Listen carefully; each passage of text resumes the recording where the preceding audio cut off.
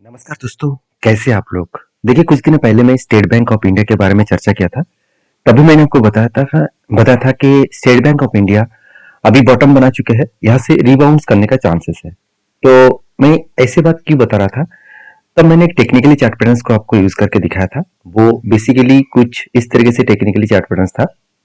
मैं अगर आपको दिखा दूं, आप देख सकते हैं एसबीआई का मतलब स्टेट बैंक ऑफ इंडिया का जो 52 का लो यहाँ पे टच किया है, मतलब नीचे अगर 52 लो को जो टच किया, तब मैंने यहाँ पे एक पॉजिटिव डिसीजन लिया और मैं इस स्ट्रेटेजीज को फॉलो करूंगा पीक लेवल तक। तो क्या मैं हमेशा कोई भी अच्छे कंपनी के ऊपर एक स्ट्रेटेजीज के ऊपर काम करता हूँ? हाँ, स्ट्रेटेजीज में तो एक ही स्ट्रेटेजीज को यूज करता हूँ और मुझे और भी कॉन्फिडेंस मिलता है जब दोनों स्ट्रेटेजी मैच किया जाए। तो आज मैं और एक स्ट्रेटेजी में आपके साथ शेयर करूंगा जो मेरा one of my favourite strategies है। वो कुछ अलग तरीके से दिखते हैं और अलग तरीके से है, तो सिंपल है, आप खुद ही जान जाएंगे। तो इस वीडियो को पूरा देखिए। तो देखिए स्टेट बैंक ऑफ इंडिया के ऊपर एक में बात सबसे कहना चाहूंगा कि स्टेट बैंक ऑफ इंडिया के ऊपर सबसे बड़ी बात है कंपनी के आज जो सिचुएशन है वो वैल्यूएशन वाइज एकदम सस्ता है, क्योंकि एक टाइम की कंपनी का पी रेशियो चला गया था 17 के आसपास और आज कोविड से भी नीचे है। मतलब कोविड के टाइम में इसका पी रेशियो था अराउंड 9.4 और आज 8.3 के आसपास है। और मजेदार बात आप बता दूं, मजेदार बात यह है कि प्राइस टू बुक वैल्यू जो है वो भी कम हो चुके हैं। कितना कम हुआ? देखिए प्राइस टू बुक वैल्यू उतना कम नहीं हुआ, फिर भी देखा जाए तो 2 से लेकर अभी 1.4 के आसपास आ चुके हैं। तो यहाँ पे एक सस्ता पॉइंट ऑफ व्यू देखने को मिले। दूसरी बात, कंपनी के जो लोन लेने का कैपेसिटी है वो आज तक की मतलब लास्ट देखा जाए तो 7 to 8 ईयर्स में कंपनी अच्छा खासा लोन के इंक्रीज किया।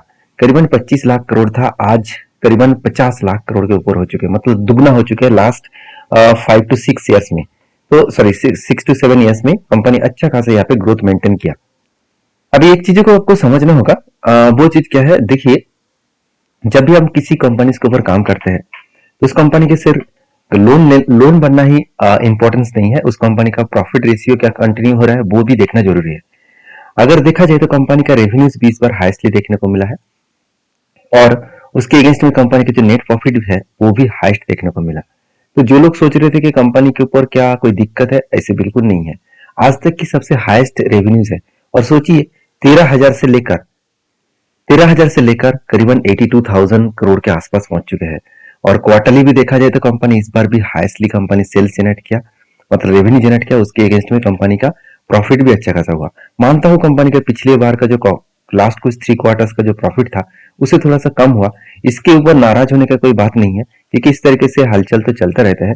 और दूसरी बात, अगर मैं इस कंपनी के एक बार में मतलब बैलेंस शीट दिखा दूं तो यहाँ पे एक चीज मैं आपको दिखाऊंगा जो चीज देखकर आपको और शायद पॉजिटिव फीलिंग्स आए इस कंपनी के ऊपर। वो आप देखेंगे कंपनी का प्रोविजन। तो देखिए प्रोविजन के हिसाब से देखा जाए तो कंपनी का जो प्रोविजन है इस बार से 900 करोड़ के आसपास प्रोविजन हुआ, जो पिछले सालों में 687 करोड़ का प्रोविजन था। मानता हूँ पिछले सालों से थोड़ा सा ज्यादा है, मगर पिछले क्वार्टर्स में कंपनी का प्रोविजन बहुत ज्यादा था, करीबन 4,500 करोड़ के आसपास। मतलब प्रोविजन जितना कम होगा उतना ही बैंक के लिए पॉजिटिव पॉइंट होगा। और उसके साथ साथ कंपनी का अगर एनपीए को देखूं तो नेट एनपीए का जो परसेंटेज है पिछले सालों को बीट करके इस बार कम किया और पिछले क्वार्टर की तुलना से भी सेम टू सेम है। मतलब पिछले सालों की तुलना से एनपीए कम हुआ। मान के चलिए पिछली बार मेरे बिजनेस में मान के चलिए 1 लाख लॉस हुआ था, इस बार मेरा 50,000 का लॉस हुआ। तो क्या मुझे फायदा नहीं होगा? बिल्कुल होगा, क्योंकि जो 50,000 का लॉस मैंने रोका तो इसका मुझे फायदा मिलेगा। उसी तरीके से मार्केट में जो पैसा उठाना था वो पिछली बार ज्यादा उठा नहीं पाए, इस बार ज्यादा उठा पाए। तो ये एक अच्छी पॉइंट्स है किसी भी कंपनी को ग्रोथ करने के लिए। अभी कंपनीज के ऊपर इंपॉर्टेंस पॉइंट जो है वो है इन्वेस्टर। इन्वेस्टर देखिए इस कंपनी के ऊपर कोई भी माल बेचने के लिए सोचता भी नहीं है, उल्टा माल को खरीदता है, क्योंकि पब्लिक के कभी भी चांसेस ही नहीं दिया जाता कि इस कंपनी के ऊपर ज्यादा क्वांटिटी एडिंग किया जाए। और स्टेट बैंक ऑफ इंडिया के ऊपर सारे पॉइंट्स तो मैं आपके सामने रख चुका हूँ सर। टेक्निकली चार्ट पैटर्न्स के हिसाब से मुझे तो कब का इस कंपनी के ऊपर एक पोजीशन देखने को मिला है। देखिए मैं जिस टेक्निकली चार्ट पैटर्न्स आपके साथ शेयर करूंगा इसको देखकर आप ब्लाइंडली मतलब बाई सेल मत करना। मेरे तरफ से कोई भी रिकमेंडेशन नहीं है, मैं आपको समझाने का कोशिश कर रहा हूँ, सिखाने का कोशिश कर रहा हूँ कि किस तरीके से टेक्निकली चार्ट पैटर्न को यूज किया जाता है।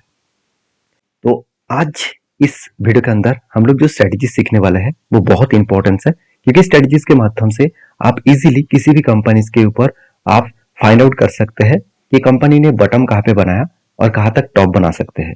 तो देखिए यहाँ पे इस इंडिकेटर को ऐड करने के लिए आपको जाना है इंडिकेटर्स और वो भी ट्रेडिंग व्यू के अंदर, और आपको यहाँ पे सिंपल सर्च करना है सिंपल मूविंग एवरेज। तो सिंपल मूविंग एवरेज मैंने 3 यहाँ पे लगा दिया। एक है 200 डेज, सॉरी यहाँ पे नीचे वाला जो है, चलो एक बार मैं सेटिंग्स में चले जाता हूँ और सेटिंग्स में जाने के बाद आपको यहाँ पे 3 इंडिकेटर मिलेगा। यहाँ पे फर्स्ट रखेंगे आप 50 डेज मूविंग एवरेज, दूसरा 200 डेज मूविंग एवरेज और तीसरा 300 डेज मूविंग एवरेज।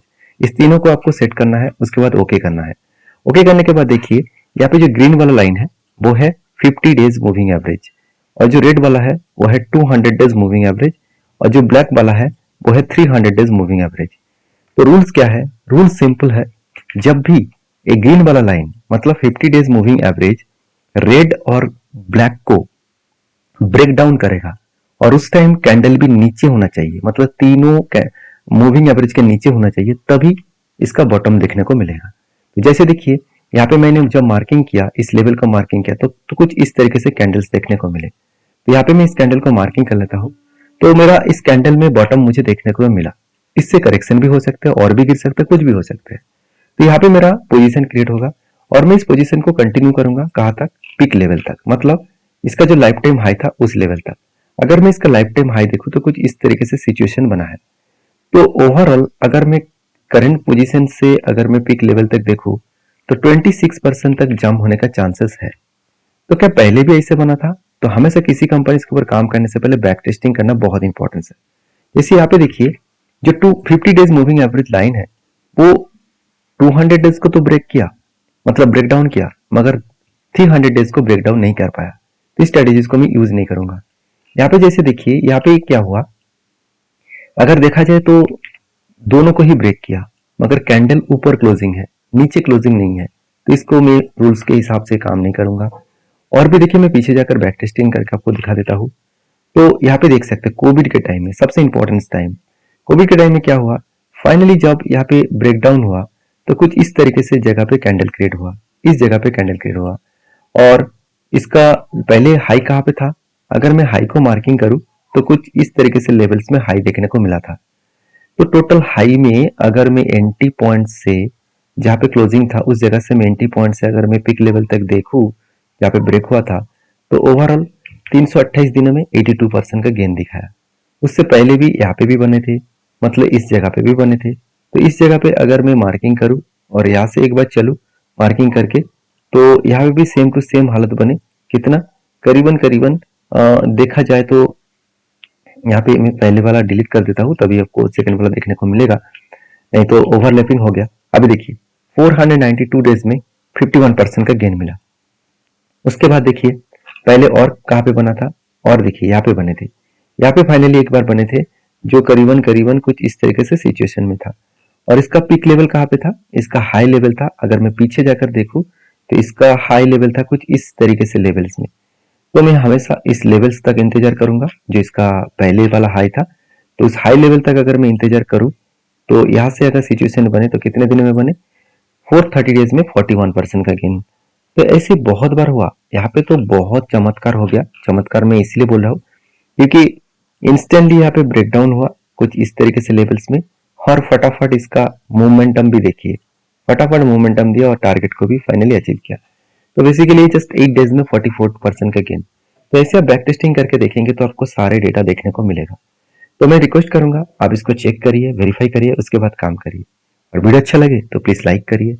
मेरी तरफ से कोई भी रिकमेंडेशन नहीं था, सिर्फ आपको मैं समझाने के लिए और सारी सारी चीजों को मेरे पॉइंट ऑफ व्यू से आपके साथ शेयर किया हूँ। तो मिलते हैं नेक्स्ट वीडियो में, तब तक के लिए धन्यवाद।